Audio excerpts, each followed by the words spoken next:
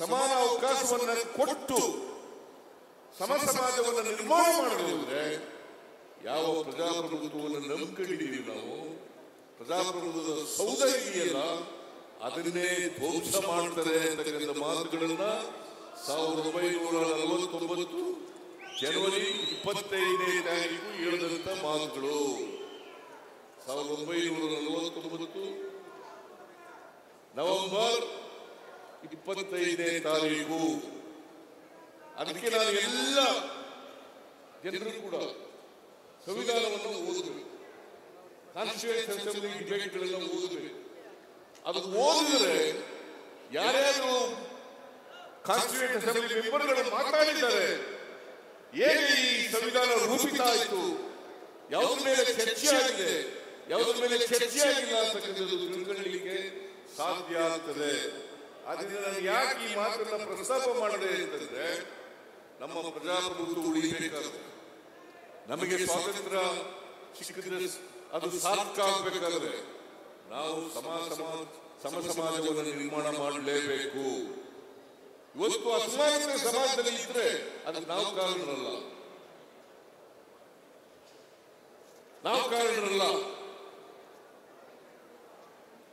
ಬಹುಸಂಖ್ಯಾತ ಜನರನ್ನ ಅಕ್ಷರ ಸಂಸ್ಕೃತಿಯಿಂದ ದೂರ ಇಟ್ಟಿದ್ದೇ ಕಾರಣ. ಚತುರ್ವರ್ಣ ವ್ಯವಸ್ಥೆ ಕಾರಣ. ಇದನ್ನು ನಾವು ಅರ್ಥ ಮಾಡ್ಕೋಬೇಕಾಗುತ್ತದೆ. ಈ ಚತುರ್ವರ್ಣ ವ್ಯವಸ್ಥೆಯಿಂದ ಆರ್ಥಿಕ ಸಾಮಾಜಿಕ ಅಸಮಾನತೆ ನಿರ್ಮಾಣ ಆಯಿತು, ರಾಜಕೀಯ ಅಸಮಾನತೆ ನಿರ್ಮಾಣ ಆಯಿತು. ಇದು ಬದಲಾವಣೆ ಆಗಲೇಬೇಕು. ನಾವೆಲ್ಲ ಮನುಷ್ಯತ್ವವನ್ನು ಬೆಳೆಸಿಕೊಳ್ಳತಕ್ಕಂಥ ಪ್ರಯತ್ನವನ್ನು ಮಾಡಬೇಕು. ಮನುಷ್ಯತ್ವ ಬೆಳೆಸೇ ಹೋದರೆ ದ್ವೇಷದಿಂದ ಯಾವ ಕಾರಣಕ್ಕೂ ಕೂಡ ಸಮಾನತೆಯ ಸಮಾಜವನ್ನ ನಿರ್ಮಾಣ ಮಾಡಲಿಕ್ಕೆ ಸಾಧ್ಯ ಇಲ್ಲ. ಅದನ್ನ ರಾಜಣ್ಣವರು ಬರ್ರೇ ಈ ಕಡೆ, ರಾಜಣ್ಣವರು ಅದು ಸರ್ಕಾರಿ ಕ್ಷೇತ್ರ ಇರಲಿ, ರಾಜಕೀಯ ಕ್ಷೇತ್ರ ಇರಲಿ, ಎಲ್ಲ ಕ್ಷೇತ್ರದಲ್ಲೂ ಕೂಡ ಬಡವರ ಬಗ್ಗೆ ಅನುಕಂಪ, ಬಡವರನ್ನ ಮೇಲೆ ತಕ್ಕಂಥ ಕಮಿಟ್ಮೆಂಟು, ಬಡವರಿಗೆ ಸಹಾಯ ಮಾಡತಕ್ಕಂಥ ಹೃದಯ ವೈಶಾಲ್ಯತೆ ಇದು ಇರಬೇಕು ಅಂತಕ್ಕಂಥದ್ದನ್ನು ಈ ಸಂದರ್ಭದಲ್ಲಿ ಹೇಳಲಿಕ್ಕೆ ಬಯಸ್ತಾ ಇದ್ದೇನೆ. ಆ ಗುಣವನ್ನ ರಾಜಣ್ಣವರಲ್ಲಿ ಕಾಣಲಿಕ್ಕೆ ಸಾಧ್ಯ ಆಗ್ತದೆ. ಅದಕ್ಕಾಗಿ ರಾಜಣ್ಣ ನನಗೆ ಇಷ್ಟ ಆಗೋದು. ಆಮೇಲೆ ಇನ್ನೊಂದು, ನಾನು ಇವರು ಲೇಖನ ಓದಿದೆ.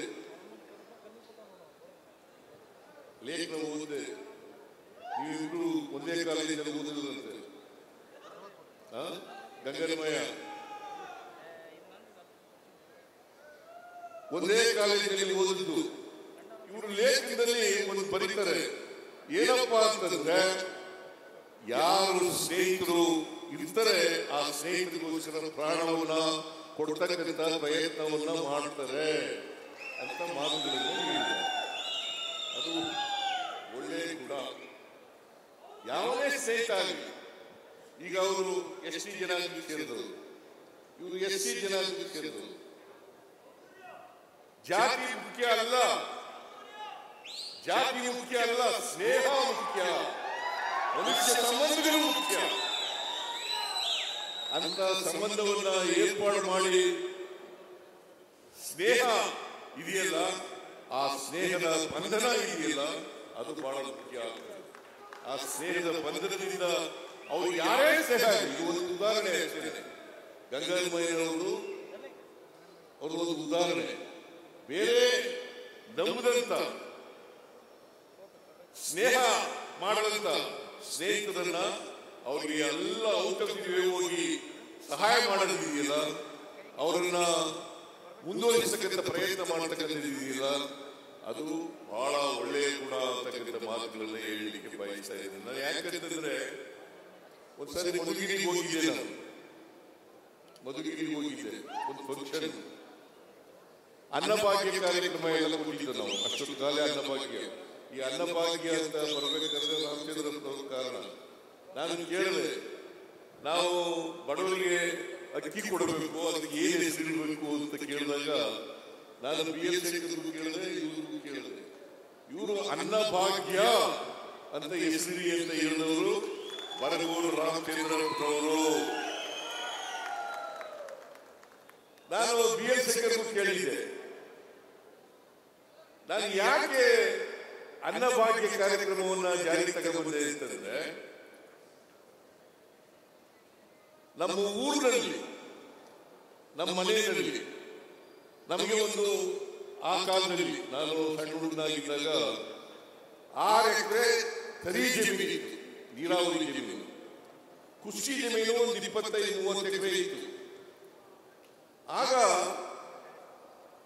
ನಮ್ಮೂರಿನಲ್ಲಿ ಒಂದು 10% ಕರಿ ಜಮೀನಿದ್ದದ್ದು, 10% ಜನರಿಗೆ. ಇದು ಉಳಿದವರಿಗೆಲ್ಲ ಕೃಷಿ ಜಮೀನು. ಈ ಕೃಷಿ ಜಮೀನಿದ್ದಂತ ಜನ ಬಂದು ಅವ್ರ ಮನೆಯಲ್ಲಿ ಮಕ್ಕಳಿಗೆ ಸಣ್ಣ ಮಕ್ಕಳಿಗೆ ಬೇರೆ ಆದರೆ, ಜ್ವರ ಬಂದರೆ, ನೆಗಡಿ ಆದರೆ ನಮ್ಮ ಮನೆ ಹತ್ರ ಬರೋರು. ಒಂದು ಬಿಸಿ ಅನ್ನ ಕೊಡಿ ತಾಯಿ, ನಮ್ಮ ಮಗುವಿಗೆ ಜ್ವರ ಬಂದಿದೆ, ನಮ್ಮ ಮಗುವಿಗೆ ಬೇರೆ ಆಗ್ತಿದೆ ಅಂತ ಕೇಳ್ತಿದ್ರು. ನಮ್ಮ ಅವ್ವ ಕೊನೆ ಕರೆದು ಕೊಡೋರು ಒಂದು ಬಿಸಿ ಅನ್ನ. ನಾನು ಅದನ್ನು ಕಣ್ಣಾರೆ ನೋಡಿದ್ದೆ. ಇದು ಯಾರು ಪರಮಾತ್ಮ ಎಲ್ಲರ ಮನೆಯಲ್ಲೂ ಕೂಡ. ಯಾಕಂದ್ರೆ ನಾವು ಅವತ್ತು ರಾಜನಿಗೆ ಅನುಭವ ಇದೆಯೋ ಗೊತ್ತಿಲ್ಲ, ಪರಮೇಶ್ವರಿಗೆ ಅನುಭವ ಇದೆಯೋ ಗೊತ್ತಿಲ್ಲ, ಬರಗೂರು ರಾಮಚಂದ್ರಪ್ಪನ ಅನುಭವ ಇದೆಯೋ ಗೊತ್ತಿಲ್ಲ. ನಾವೆಲ್ಲ ಅನ್ನ ಉಂಟಿದ್ದು ನೆಂಟರುಗಳು ಬಂದ್ರೆ ಹಬ್ಬದ ದಿನಗಳಲ್ಲಿ ಮಾತ್ರ. ನೆಂಟರುಗಳು ಬಂದ್ರೆ ಹಬ್ಬದ ದಿನಗಳು ಮಾತ್ರ. ಆಗ ನೆಂಟರುಗಳು ಬಂದ್ರೆ ಕೋಳಿ ಕುಯ್ಯೋದು. ಆ ಕಾಲದಲ್ಲಿ ಕೋಳಿ ಮಾಂಸ ತಿನ್ನೋದೇ ಒಂದು ದೊಡ್ಡ ಖುಷಿಯ ನಮಗೆ. ಅದು ಮಾಡೋರು, ಅನ್ನ ಮಾಡೋರು. ನೆಂಟರುಗಳು ಬಂದ್ರೆ ಹಬ್ಬದ ದಿನಗಳಲ್ಲಿ ಮಾಡೋರು. ಇಲ್ಲದೆ ಹೋದ್ರೆ ರಾಗಿ ಮುದ್ದೆ, ಜೋಳದ ಮುದ್ದೆ ತಿನ್ನಬೇಕಾಗಿತ್ತು. ಇದು ನಮ್ಮ ಪರಿಸ್ಥಿತಿ ಇದ್ದದ್ದು. ನಾವು ಗದ್ದೆಯಲ್ಲಿ ಇಟ್ಕೊಂಡಿದ್ರು ಕೂಡ, ನೀರಾವರಿ ಜಮೀನು ಇದ್ರೂ ಕೂಡ ನಮ್ಮ ಮನೆಯಲ್ಲಿ ಯಾವಾಗಲೂ ಕೂಡ ನೆಂಟರು ಬಂದ್ರೆ ಹಬ್ಬದ ದಿನಗಳಲ್ಲಿ ಮಾತ್ರ ಅನ್ನ ಮಾಡ್ತಿದ್ರು. ಇದನ್ನು ಕಣ್ಣಾರೆ ಕಂಡಿದ್ದೆ. ಅದಕ್ಕೋಸ್ಕರ ಎಲ್ಲ ಮನೆಗಳಲ್ಲೂ ಅನ್ನ ಉಣ್ಬೇಕು. ಯಾರು ಕೂಡ ಅನ್ನ ಉಣ್ಣದೇ ಇರಬಾರದು. ಎಲ್ಲ ಮನೆಗಳು ಅನ್ನ ಮಾಡಬೇಕು ಅಂತೇಳಿ ಅನ್ನಭಾಗ್ಯ ಕಾರ್ಯಕ್ರಮವನ್ನು ಜಾರಿಗೆ ತಗೊಂಡದ್ದು. ಗೊತ್ತಾಯ್ತು ನಿಮಗೆ? ರಾಜನಿಗೆ ಈ ಕಾರ್ಯಕ್ರಮ ಬಹಳ ಪ್ರೀತಿ. ಈ ಕಾರ್ಯಕ್ರಮದ ಮೇಲೆ ಯಾಕೆ ಗೊತ್ತಾ? ಬಡವರು ಅನ್ನ ಉಂಟರಲ್ಲ,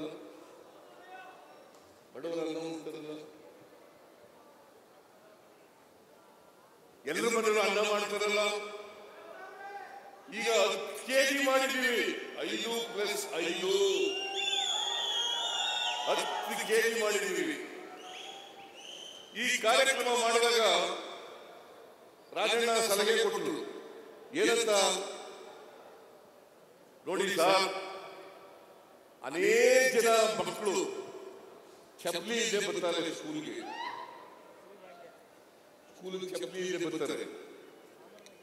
ನಾನು ಪ್ರೈಮರಿ ಸ್ಕೂಲ್ನಲ್ಲಿ ಇರುವಾಗ ಚಪ್ಪಲಿ ಇಲ್ಲದಾಗ ನಾನು ಹೈಸ್ಕೂಲ್ ಸೆಕೆಂಡ್ ಇಯರ್ ಹೋದಾಗ ಚಪ್ಪಲಿ ಹಾಕಿರೋದು. ಅಲ್ಲಿವರೆಗೆ ಬರಿಕಾಲದಲ್ಲಿ ನಡೀತಾ ಇದೆ. ಹೈಸ್ಕೂಲ್ ಸೆಕೆಂಡ್ ಇಯರ್ ಇರುವಿ ರೋಡ್ನಲ್ಲಿ ಒಂದು ಅಂಗಡಿ ಇತ್ತು, ಚಪ್ಪಲಿ ಅಂಗಡಿ. ಆ ಚಪ್ಪಲಿ ಅಂಗಡಿ ಒಲಿಸಿಕೊಂಡು ಟೈಮ್ ಚಪ್ಪಲಿ ಅದು ಏನು 3 ವರ್ಷ ಆದ್ರೂ ಅರಿವೇ ಒಂದು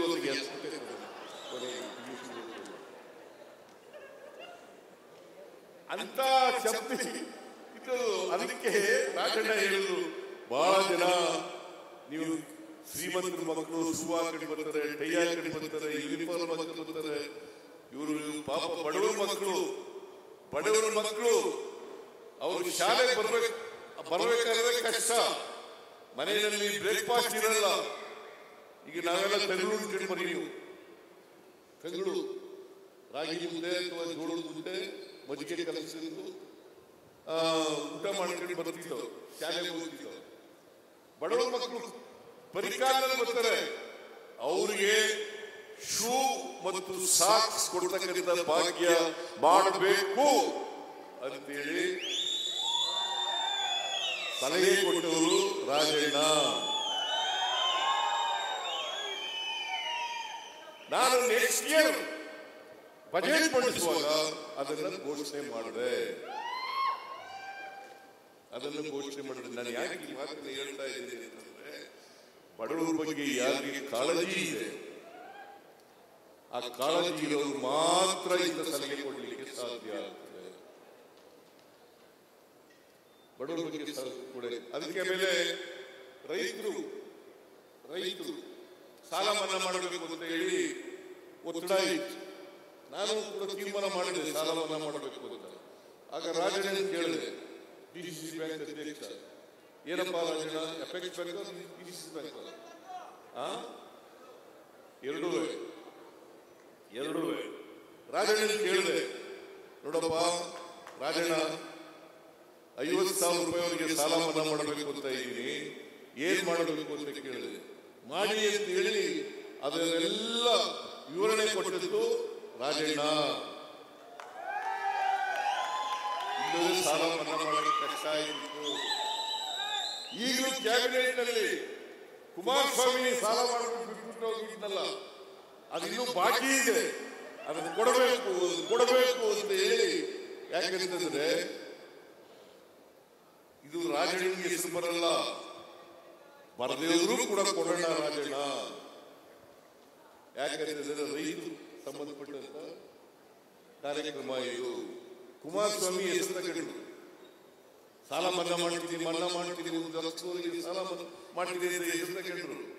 ಆದ್ರೂ ನಾವು ಉಳಿಕೆ ಹಣ 500 ಚಿಲ್ಲರೆ ಕೋಟಿ ಅಲ್ಲ, 300 ಚಿಲ್ಲರೆ ಕೋಟಿ, 300 ಚಿಲ್ಲರೆ ಕೋಟಿಯನ್ನ ಮುಂದಿನ ದಿನಗಳಲ್ಲಿ ಅದನ್ನು ಚುಕ್ತಾ ಮಾಡ್ತೀವಿ. ನಾನು ಸಣ್ಣ ಮನ್ನಾ ಮಾಡಿದಂತ ಬಡ್ಡಿ ಸ್ವಲ್ಪ ಹಣ ಉಳ್ಕೊಂಡಿತ್ತು, ಆ ಹಣನೂ ಕೂಡ ಮನ್ನಾ ಮಾಡತಕ್ಕಂಥ ಆ ಹಣನೂ ಕೂಡ ತೀರಿಸಿಕೊಟ್ಟಿದ್ದೇನೆ. ನಾನು ಯಾಕೆ ಈ ಮಾತುಗಳನ್ನ ಹೇಳ್ತಾ ಇದ್ದೀನಿ ಅಂತಂದ್ರೆ, ರಾಜಣ್ಣ ಯಾವಾಗಲೂ ಕೂಡ ನೇರ ನಡೆ ನುಡಿಯವರು, ನಿಷ್ಠುರವಾಗಿ ಮಾತಾಡ್ತಕ್ಕಂಥದ್ದು. ಬಹುಶಃ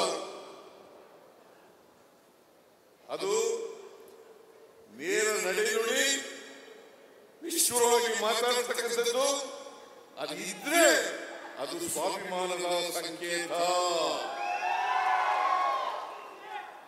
ಯಾರಿಗೆ ಸ್ವಾಭಿಮಾನ ಇರ್ತದೆ ಅವರೆಲ್ಲರೂ ಕೂಡ ಮೇಲೆ ಬರಲಿಕ್ಕೆ ಸಾಧ್ಯ ಆಗ್ತದೆ.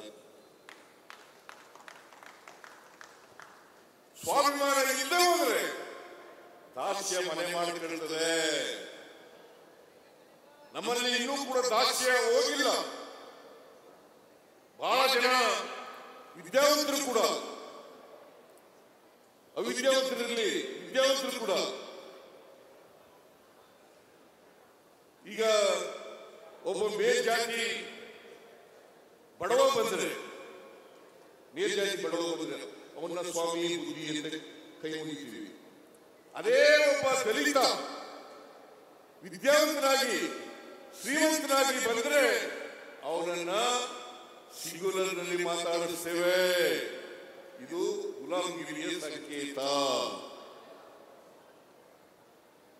ಒಬ್ಬ ಮೇಲ್ಜಾತಿಯ ಬಡವ ಬಂದರೆ ಅವನಿಗೆ ಸ್ವಾಮಿ ಬುದ್ಧಿ ಅಂತೀವಿ, ಅವನನ್ನ ಮೇಲ್ಗಡೆ ಕೂಡಿಸ್ತೀವಿ.